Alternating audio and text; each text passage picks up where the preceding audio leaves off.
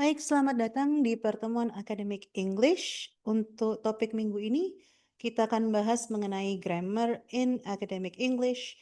Kita akan berfokus pada subtopik 10 key aspects in grammar. Jadi, pertama-tama grammar ini sangat penting karena jelas dia berpengaruh secara langsung pada seberapa jelas kita dapat menyampaikan ide kita dalam bahasa Inggris. Nah, dalam penulisan akademik sendiri, baik penulis maupun pembaca ini mengharapkan adanya ketepatan, kejelasan, serta profesionalisme dalam penulisan naskah akademik. Kesalahan pada grammar sekecil, sesederhana apapun itu memiliki posibilitas untuk menciptakan adanya kesalahpahaman, miskomunikasi, mispersepsi, dan itu akan membuat karya tulis kita sebagai seorang penulis terkesan kurang kredibel ataupun kurang profesional. Nah, jadi penguasaan grammar yang baik itu dapat membantu kalian sebagai seorang peneliti untuk dapat membantu penyampaian argumen kalian agar argumen kalian dapat mengalir dengan sangat jelas, dapat memastikan pesan yang kalian sampaikan ini dapat disampaikan secara tepat. Grammar yang baik, penguasaan grammar yang baik ini juga dapat membuktikan atau menunjukkan bahwa kalian ini telah menyusun logika penelitian kalian, menuliskan alur penelitian kalian dengan sangat baik, serta kalian mampu menyusun analisis dengan sangat berhati-hati. Jadi grammar ini tujuannya bukan untuk mempersulit atau memperumit pembelajaran bahasa Inggris kalian, tapi ini untuk membantu kalian memberikan kejelasan dalam penyampaian informasi, memberikan ketepatan dan juga kejelasan penyampaian logika yang kalian berikan. Nah, di pertemuan kali ini ada beberapa kunci, ada area-area kunci dalam konteks grammar kalau kita saat ini berada dalam konteks academic English.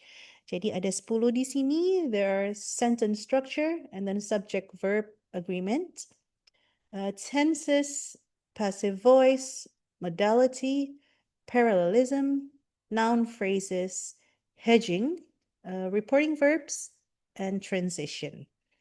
Nah, semua aspek kunci ini yang nantinya sangat penting sekali untuk membantu kita menyusun serta menjelaskan ide-ide kita dalam sebuah karya tulis akademik. Dan ini juga yang akan membantu kita untuk membedakan antara penulisan secara formal maupun penulisan dalam general English. Dalam konteks sentence, ada 4 yang akan kita bahas di sini. Ada sentence structure, complex sentence, subject-verb agreement, and then tricky agreement cases. Nah, kita akan bahas mengenai sentence structure. Jadi, yang namanya academic writing, ini dia sangat dependent sekali. Dia mengharuskan sekali adanya penulisan kalimat yang sangat jelas, yang sangat lengkap, dan memastikan itu terstruktur dengan sangat baik sekali. Jadi kita ini harus menghindari yang namanya kalimat-kalimat fragmentaris atau kalimat-kalimat yang tidak lengkap, yang hanya sebatas subjek predikat, subjek keterangan. Nah, kita harus memastikan kalimat-kalimat kita ini memiliki unsur yang lengkap, serta kita menghindari yang namanya run-on sentences. Run-on sentences itu adalah kalimat-kalimat yang menggabungkan beberapa ide, berusaha menyatukan beberapa kalimat-kalimat ide pikiran kita, namun tidak menggunakan tanda baca atau punctuation yang tepat. Sehingga kalimat-kalimat yang kita baca tersebut, yang kita tuliskan, itu terkesan seperti banyak sekali ide-ide yang kita hanya menempelkan, tapi kita tidak menyusunnya untuk mudah dibaca atau tidak menyusunnya sebagai sebuah kalimat yang logis, sehingga ide kita tidak dapat ditangkap secara terorganisir. Nah, selalu diingat bahwa ketika kita bilang sentence structure itu kita menyusun struktur yang lengkap, struktur yang lengkap ini berbeda dengan tulisan yang banyak. Itu jadi bukan complete structure itu bukan membuat kalimat sepanjang-panjangnya atau menyusun kata sebanyak-banyaknya, tapi gimana caranya kita ini mampu membuat kalimat yang sesederhana mungkin, bahkan sesingkat dan sepadat mungkin, tapi kalimat tersebut bisa menjelaskan ide kita dengan sangat jelas, dengan sangat detail, dan dengan menggunakan struktur yang tepat. Nah, complex sentences atau kalimat kompleks, ini kalau misalkan dalam karya akademik jelas, kita akan banyak sekali menemukan kalimat-kalimat yang jauh lebih kompleks dibandingkan kita dalam percakapan bahasa Inggris sehari-hari. Jadi apa yang bisa kita lakukan untuk menunjukkan relasi atau menunjukkan korelasi antara kalimat-kalimat ataupun definisi-definisi atau konsep-konsep. Nah, ini ada sesuatu yang kita sebut dengan subordinators. Subordinators ini adalah sebuah kata penghubung. Kita bisa menggunakan kata because, although, since, tergantung dengan fungsi atau kebutuhan kebutuhan kita dalam penulisan. Jadi kalau kita mau menunjukkan hubungan antar ide kayak hubungan sebab akibat, hubungan yang kontras atau kontradiktif, atau menjelaskan sebuah kondisi. Nah, gunakanlah kalimat-kalimat ini. Because ini adalah kata yang digunakan untuk menunjukkan sebab akibat. Although itu dalam bahasa Indonesia berarti walaupun. Since itu bisa digunakan untuk menjelaskan kemudian. Nah, ada juga kata lain adalah whereas, artinya di mana. Nah, jadi gunakanlah kata-kata tersebut untuk membantu kalian menjelaskan atau membangun relasi kalimat-kalimat yang menjelaskan satu ide dengan ide berikutnya. Subject verb agreement ini adalah hal yang sangat sederhana sebenarnya, tapi sering sekali kalau misalkan kalimat yang kita susun itu cukup panjang atau cukup banyak dalam sebuah paragraf akademis, banyak sekali penulis yang lupa mengenai subject verb agreement. Pada dasarnya, subject verb agreement itu adalah subject yang singular has to use singular verbs, and plural subject has to use plural verbs.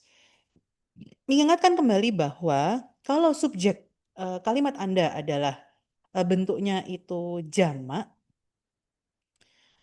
maka kalian harus menggunakan kata kerja untuk jamak. Jika tunggal, gunakan kata kerja untuk tunggal. Nah, ini kenapa diingatkan kembali? Karena ya sekali lagi karena penulisan akademik itu cukup banyak dan kompleks, terkadang muncul kekeliruan dalam penentuan kata kerja dengan subjeknya. Sedangkan tricky agreement cases, nah, jadi banyak sekali mahasiswa ini melakukan kesalahan ketika ada kata tambahan di antara subjek dan kata kerjanya. Jadi ingatlah bahwa subjek utamanya itu yang menentukan bentuk kata kerjanya. Jadi mungkin dalam kalimat-kalimat terusannya kita akan menggunakan subjek-subjek, kata-kata subjek atau pengganti subjek lain. However, ingat kata kerja akan mengikuti subjek utama. Subjek utama kita lihat dari mana? Dari main idea kita.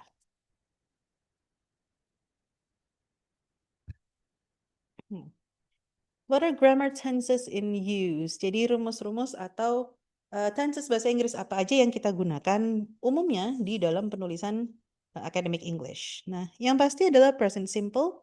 Present simple ini adalah rumus tenses yang paling umum dan sering digunakan karena dia digunakan untuk menyampaikan general facts, kemudian teori, mendeskripsikan visual, mendeskripsikan sebuah gambar ataupun tabel.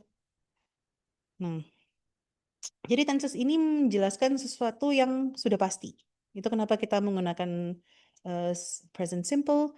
Kalau past simple ini digunakan untuk menjelaskan metodologi. Karena dia menunjukkan sesuatu yang sudah selesai. Jadi, ketika kalian mendeskripsikan sebuah laporan atau sebuah hasil penelitian yang sudah dilakukan sebelumnya, maka kalian akan menggunakan past simple. Jadi kalau kalian berusaha menjelaskan bagaimana pengumpulan data, wawancara, prosedur pengambilan data atau pengolahan data yang sudah kalian lakukan sebelumnya, maka kalian akan menggunakan past simple.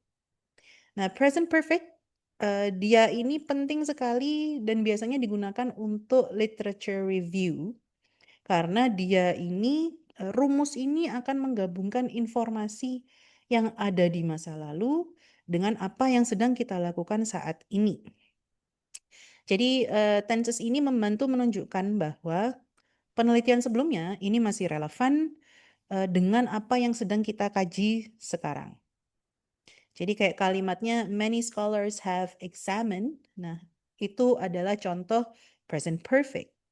Itu menunjukkan bahwa topik tersebut ini masih memiliki potensi atau masih memiliki diskusi akademik yang terus berkembang. Diingatkan juga bahwa dalam penelitian kita akan banyak menggunakan passive voice atau kalimat pasif.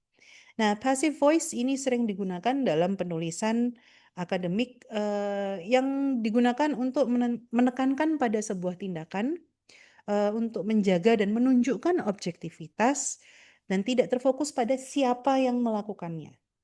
Nah, passive voice ini atau kalimat pasif ini memunculkan atau menciptakan kalimat-kalimat yang bersifat cukup netral. Tapi harus agak hati-hati sekali bahwa terkadang ketika penggunaan berlebihan, menggunakan kalimat pasif berlebihan, ini dapat membuat informasi yang kalian sampaikan itu menjadi kurang jelas. Jadi tetap struktur kalimatnya gunakan kalimat pasif. However, bukan berarti semua kalimat atau kata-kata itu harus dipasifkan, tapi pastikan jika memang kalimat itu terlalu panjang atau mulai agak kabur dan diperlukan adanya kalimat aktif untuk menjelaskan sebuah prosedur, maka silakan kalian selang-seling gunakan dua bentuk kalimat tersebut. In terms of writings, terkait dengan penulisan, ada yang disebut modality, parallelism, dan hedging. Nah, model verbs itu contohnya ada kayak may, might, could. Nah, ini digunakan untuk menunjukkan probabilitas, kemungkinan. Nah, dalam penulisan akademik ini, kita ini berusaha menghindari pernyataan atau statement-statement yang terlalu absolut, yang terlalu mutlak. Karena penelitian, yang namanya penelitian itu akan selalu terbuka untuk kritik, akan selalu terbuka untuk adanya interpretasi dan analisis lebih lanjut baik dari kita sendiri atau dari pembaca kita. Nah, apa yang disebut dengan parallelism? Parallelism berasal dari kata paralel. Dia di sini penting untuk memastikan bahwa ide-ide yang kita sampaikan ini dapat disampaikan dengan bentuk grammar yang konsisten. Hal ini akan membuat tulisan kita lebih mudah dibaca, dan parallelism ini sering digunakan untuk menentukan tujuan penelitian, untuk kita menggunakan menyusun hipotesis, kita membuat ringkasan, atau membuat list dan tujuan dari penelitian kita. Hedging ini digunakan untuk melembutkan klaim. Jadi agar statement kita atau hasil-hasil dari penelitian kita itu tidak terkesan terlalu keras. Jadi kita akan menggunakan istilah-istilah yang akan sedikit melembutkan kata-kata tersebut. Jadi ingat bahwa kita ini sebisa mungkin tidak menggunakan bahasa atau istilah yang absolut, Sehingga kita harus memberikan sedikit posibilitas dalam penyusunan kata-kata kita. Jadi kita bisa menggunakan daripada kata demand atau uh, enforce, kita bisa menggunakan kata suggest, appear to, atau may indicate. Ini untuk menunjukkan bahwa penulisan akademik yang kita buat ini, kita bertanggung jawab dan menghargai kompleksitas masalah, serta terbuka untuk posibilitas pengembangan dari apa yang kita tuliskan. Noun phrases, and why does it matter? Kenapa sih noun phrases ini penting? So, noun phrases ada 5 alasan kenapa dia penting. Yang pertama, ini akan membantu kalian untuk mempersingkat, mempadatkan ide-ide kompleks kalian menjadi hanya beberapa kata saja atau lebih efektif. Yang kedua, ini akan membuat tulisan kalian terdengar lebih formal dan akademik. Dia juga membantu kalian membangun atau menyusun ide-ide kompleks kalian untuk menjadi lebih jelas. Jadi noun phrases atau frase-frase ini dia memang bertugas untuk menunjukkan bahwa tulisan kalian ini ditulis dengan style akademik dan bukan style percakapan atau conversational English. Yes, noun phrases menunjukkan struktur pemikiran akademis serta improving cohesion and flow. Dia memperkuat flow dari penulisan kalian dan struktur bahasa kalian.